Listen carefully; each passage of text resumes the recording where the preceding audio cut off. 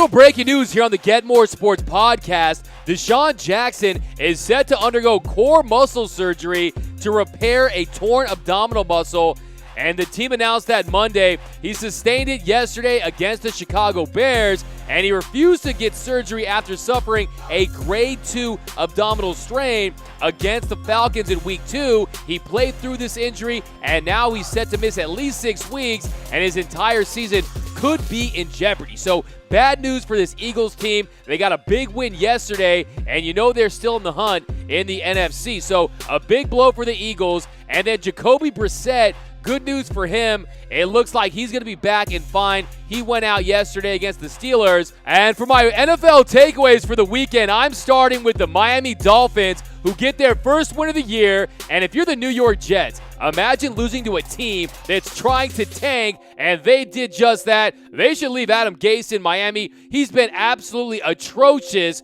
And I don't know, Sam Darnold, maybe you're still seeing ghosts out there. Maybe you saw the ghost of Flipper or the ghost of Free Willy because he loses to the Finns. And then the Green Bay Packers. Yes, it looked like they had turned the corner. It looked like the Packers were the front runners in the NFC. And then yesterday happened. Aaron Rodgers said after the game, it was good that they had a nice little piece of humble pie.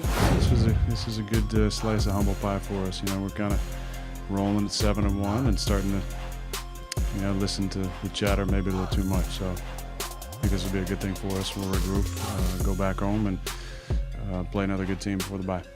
And I hate to say it, but I felt this loss coming for the Packers. Yes, it was in L.A. It was an unofficial home game. It was Green Bay West yesterday. It was all Packer fans. But that offensive line for Green Bay, they did not show up. And then Melvin Gordon looked healthy. Joey Bosa, he looks 100% healthy for the first time in a long time. And then how about Melvin Ingram? That team for the Chargers, so much talent, so not very surprised. But that offense looked very pedestrian yesterday. Aaron Rodgers, 161 yards passing, 1 touchdown. So they lose 26-11. So the Packers took a step back, and then so did Aaron Rodgers' MVP case. And then another guy's MVP case who went up yesterday was Russell Wilson. Russell Wilson, they just got Josh Gordon, so you know they're going to improve offensively, but he was hitting DK Metcalf yesterday. They beat the Buccaneers in overtime, 5 touchdowns, 0 interceptions for Russell Wilson. He's my number 1 guy. Right now, I got Russell Wilson, Lamar Jackson, and Aaron Rodgers, and Deshaun Watson, and then Patrick Mahomes to round out my top 5 for the MVP. And then how about Derek Carr from the Raiders? Shout out to Chris Berman, but how about Derek Carr yesterday? He beats the Lions, and to me right now, I have Derek Carr as the comeback player of the year. Last year, all those injuries, he was completely lost. And if you look at it, 2019, he's quietly turning around. He's got full command of that offense. He doesn't have very many weapons. Yesterday, he goes 20 for 31 for 289 yards, 2 touchdowns. I like what I'm seeing from Derek Carr this year.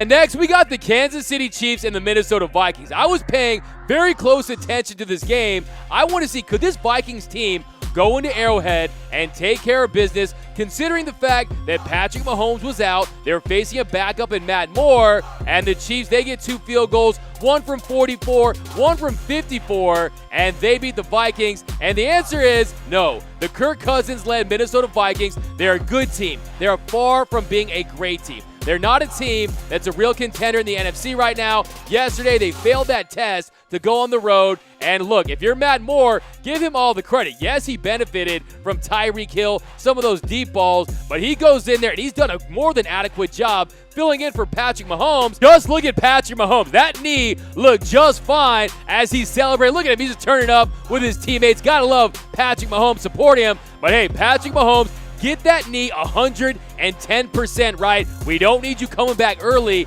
and risking an injury. And then how about Tyreek Hill? I love this. Tyreek Hill, Damian Williams, he takes one all the way to the crib. A 91-yard run. And Tyreek Hill, we already know you're the fastest guy in the NFL. We know you're one of the fastest guys in the history of the NFL. But he decided to show us just how fast he could go. He sprints alongside his boy, and he hits 22.6 miles per hour. That's the fastest he's ever gone on a football field. I mean, Tyreek Hill, look, you don't got to do your guy like that because, man, he really showed him up. Man, you can get a speeding ticket in a school zone going that fast, man. That guy has some serious jets.